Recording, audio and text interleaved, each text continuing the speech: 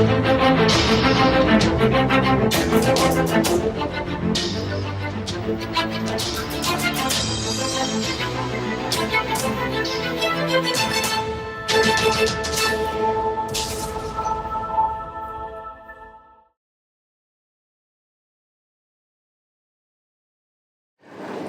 Jagan from Capital zone.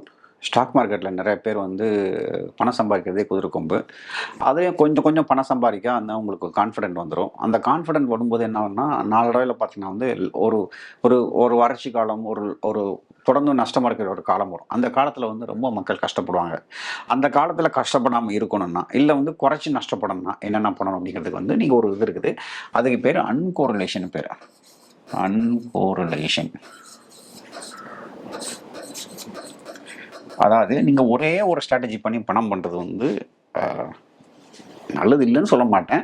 ஆனால் அது ரொம்ப நன்மை கிடையாது. ஏன்னா ஒரு 4-5 ஸ்ட்ராட்டஜி சேர்த்து பண்ணிங்கன்னா உங்களுக்கு என்ன ஆகுனா வந்து ஒன்று லாஸ் வரும்போது இன்னொன்று ப்ராஃபிட் கொடுக்கும், ஒன்று ப்ராஃபிட் கொடுக்கும்போது இன்னொன்று லாஸ் கொடுக்கும். அப்படி இருந்தால் அது அன்கோரிலேஷன் பேர்.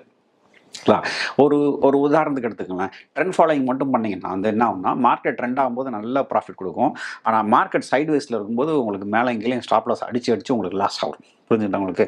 ஸோ ட்ரெண்ட் ஃபாலோயிங் ஒன்று பண்ணும்போது வந்து நீங்கள் என்ன பண்ணலாம்னா, மீன் ரிவர்ஸ்னு ஒன்று பண்ணலாம். சரி, ஓகே, நான் ஒன்று சொல்கிறேன். ஸோ மார்க்கெட்டில் ஒரே ஒரு யுக்தி பயன்படுத்தி பணம் பண்ணுறதுங்கிறது வந்து இருக்குது, நான் இல்லைன்னு சொல்லலை. ஆனால் பல யுக்திகள் பயன்படுத்தி பணம் பண்ணுறது தான் சரியான முறை.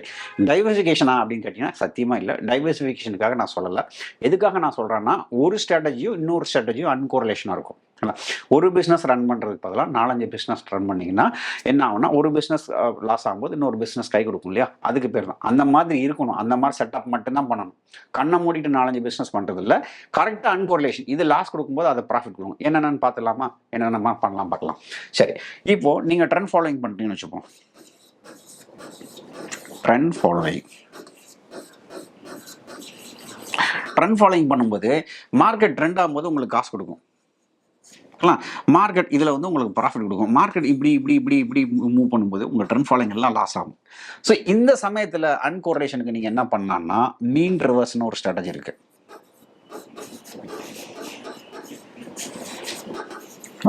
இது வந்து ட்ரெண்டிங்கில் உங்களுக்கு லாஸ் தரும். ஆனால் மார்க்கெட் மேலே கீழே போகும்போது உங்களுக்கு ப்ராஃபிட் வரும். இங்கே விற்றுருப்பீங்க, இங்கே வாங்குவீங்க, இங்கே விற்றுருப்பீங்க, இங்கே வாங்குவீங்க. ஸோ இது எல்லாமே வந்து உங்களுக்கு வந்து மீன் ரிவர்ஸ்னா என்ன அர்த்தம்னா, மார்க்கெட் வந்து ஒரு மீனுக்கு வரும், இந்த மீனுக்கு வரும். ஸோ மேலே போச்சுன்னா விற்றுடணும், கீழே வந்துச்சுன்னா வாங்கிடணும். அப்படிங்கிறதா வந்து மீன் ரிவர்ஸ். ட்ரெண்ட் ஃபாலோயிங் என்ன? மேலே போச்சுன்னா வாங்கணும், மீன் ரிவர்ஸ்னா மேலே போச்சுன்னா விற்கணும். ஸோ இந்த 2 ஸ்ட்ராட்டஜியை சேர்த்து பண்ணிங்கன்னா இதுக்கு வந்து பெர்ஃபெக்ட் அன்கோரிலேஷன் இருக்கும்.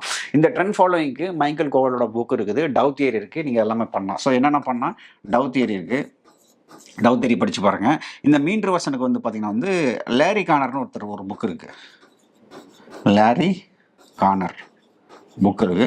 அதில் புக் எடுத்து பார்த்தீங்கன்னா தெரியும், இது பெர்ஃபெக்டாக அன்கோரிலேஷனாக உட்காரும். இந்த ஸ்ட்ராட்டஜிஸ் நீங்கள் ட்ரெண்ட் ஃபாலோயிங் பண்ணும்போது மீன் ரிவர்சன் பண்ணுங்கள், மீன் ரிவர்சன் பண்ணும்போது ட்ரெண்ட் ஃபாலோயிங் பண்ணுங்கள். இதோட ட்ராடவுன் வந்து ஒரு 30% இருக்குன்னு வச்சுக்கோங்க. இதோட ட்ராடவுன் வந்து கிட்டத்தட்ட பார்த்தீங்கன்னா 20% இருக்குன்னு வச்சுக்கோங்க. இந்த ரெண்டையும் சேர்த்து ஓட்டினீங்கன்னா உங்களுக்கு ட்ராடவுன் 15% தான் வரும். அதுதான் அன்கோரிலேஷன் ஃபியூச்சர். சரிங்களா? இதே மாதிரி இன்னொன்று சொல்கிறேன் பாருங்கள். இன்னொன்று என்னன்னா, நீங்கள் இன்வெஸ்ட்மெண்ட் பண்ணிட்டு இருக்கீங்க. இது என்ன ஆகும்? மார்க்கெட் மேலே போகும்போது லாபம், சைடுவேஸில் போகும்போது உங்களுக்கு நோ ப்ராஃபிட் நோ லாஸ். ஓகேங்களா? மார்க்கெட் வந்து கீழே வரும்போது உங்களுக்கு வந்து லாஸ் ஆகும் இல்லையா? இதுக்கு அன்கோரிலேஷன் நீங்கள் என்ன பண்ணலாம்னா, இந்த சமயங்களில் நீங்கள் ஹெட்ஜிங் பண்ணலாம்.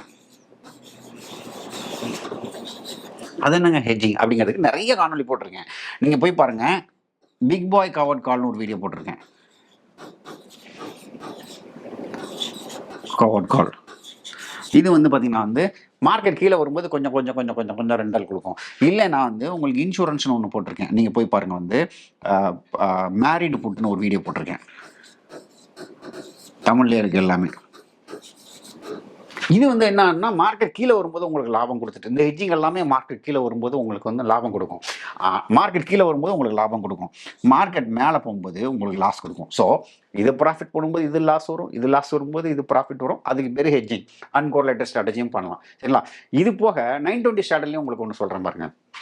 ஒரு உதாரணத்துக்கு அன்கோரிலேஷன் வேணும்னா இப்போ 920க்கு ஒரு 20% ஸ்டாப் லாஸ் போடுறீங்க, 20% ஸ்டாப் லாஸ் போடுறீங்க ஒரு ஸ்ட்ராட்டஜிஸ். ஓகேங்களா? இது வந்து பார்த்தீங்கன்னா வந்து மார்க்கெட் ட்ரெண்ட் ஆகும்போது உங்களுக்கு லாபம் கொடுக்கும்.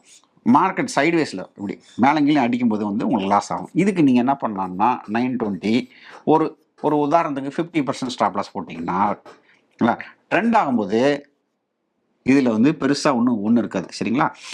ஆனால் மார்க்கெட் வந்து இப்படி சைட்வேஸில் இருக்கும்போது உங்களுக்கு ப்ராஃபிட் கொடுக்கும். இது அன்கோரிலேஷன். இது மாதிரி வந்து எந்த யுக்தியை எடுத்தாலும், எந்த ஒரு பிஸ்னஸாக இருந்தாலும், எந்த ஒரு ஸ்ட்ராட்டஜியாக இருந்தாலும் அதுக்கு ஒரு அன்கோரிலேஷன் ஒன்று இருக்குது. அந்த அன்கோரிலேஷன் தான் நம்ம என்ன செய்யணும்? தேடி தேடி தேடி தேடி தேடி அலையணும். என்னை பொறுத்த வரைக்கும் அன்கோரிலேஷன் இல்லாத எந்த வேலையும் நான் பண்ணவே மாட்டேன். எனக்கு பார்த்தீங்கன்னா வந்து நான் இன்ட்ராடேயில் நிறையா ஸ்ட்ராட்டஜிஸ் பண்ணுறேன், பொசிஷனில் நிறையா ஸ்ட்ராட்டஜிஸ் பண்ணுறேன், எஸ்டிபிடி ஒரு நாள் நைட்டுக்கு ஒரு ஸ்ட்ராட்டஜிஸ் பண்ணுறேன்.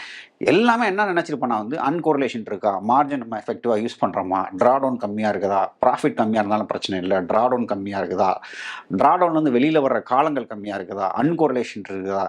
ஏன்னா அன்கோரிலேஷன் இருக்கும்போது என்ன ஆகுனா வந்து உங்களுக்கு சைக்காலஜி பாதிக்காது. ஏன்னா அது எல்லா பிஸ்னஸும் லாஸ்ட்டில் போச்சுன்னா உங்களுக்கு கஷ்டமாக இருக்குல்ல. எந்த ஒரு சூப்பர் யுக்தியாக இருந்தாலும் இருக்கு இல்லையா? அதனால தான் சொல்கிறேன் வந்து எப்போவுமே அன்கோரிலேஷன் பண்ணுங்கள். நான் சொன்ன மாதிரி 3 சொல்லிடுறேன். என்ன சொன்னேன்?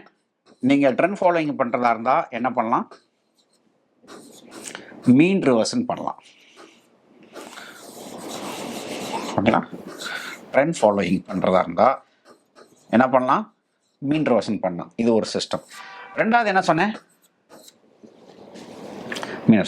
இன்வெஸ்ட்மெண்ட் பண்றதா இருந்தா ஹெட்ஜிங் பண்ணலாம். நீங்க 920 ஸ்டாண்டர்ட்ல ஸ்மால் ஸ்டாப் லாஸ் போடுறதா இருந்தா ஹை ஸ்டாப் லாஸ் ஒன்று போட்டு பண்ணலாம். ஆனா இதுல உள்ள சிக்கல் என்னன்னா என்ன ரேஷியோவில் பண்ணணும், இதுனா இது என்ன ரேஷியோவில் பண்ணணும், இது என்ன ரேஷியோவில் பண்ணணும், ஸ்மால் ஸ்டாப் லாஸ் என்ன ரேஷியோவில் பண்ணணும், ஹை ஸ்டாப் லாஸ் என்ன, இதுதான் இதில் உள்ள சிக்கல். இது எல்லாமே எதை பேஸ் பண்ணி வரோம்னா வந்து பேக் டெஸ்டிங்கை பேஸ் பண்ணி வரும். ஏன்னா பேக் டெஸ்டிங்கில் வந்து உங்களுக்கு எது அன்கோரிலேஷன்ஸ் கரெக்டாக சொல்லுவோம். கரெக்டாக 1:1 இருக்காது. சில இடங்களில் 1:1 இருக்கும், சில இடங்களில் 1:2 இருக்கும், 2:1 இருக்கும். அதை கண்டுபிடிக்கணும். இதைத்தான் என்னோட பயிற்சி வகுப்பில் நான் எல்லாமே சொல்கிறேன். அன்கோரிலேஷன் ஸ்ட்ராட்டஜி எப்படி பண்ணணும், ஒவ்வொருத்தனை வந்து என்ன ரேஷியோவில் பண்ணணும் அப்படிங்கிறத பற்றிலாம் நான் உங்களுக்கு சொல்கிறேன். இதை பற்றி தெரிஞ்சுக்கணுன்னா நீங்கள் வந்து என்னுடைய பயிற்சி வகுப்பில் கலந்துக்கலாம். சென்னையிலையும் மதுரையிலையும் தமிழில் நடக்குது, மற்ற நகரங்கள் ஆங்கிலத்தில் நடக்குது. இந்த காணொலி உங்களுக்கு அன்கோரிலேஷன் ஸ்ட்ராட்டஜிஸ் பண்ணணுமா பண்ணக்கூடாதுங்கிறத பற்றி ஒரு நல்ல ஒரு வியூ கொடுத்துருக்குன்னு நம்புகிறேன். இன்னொரு காணொலியில் சந்திக்கிறேன். நன்றி, வணக்கம்.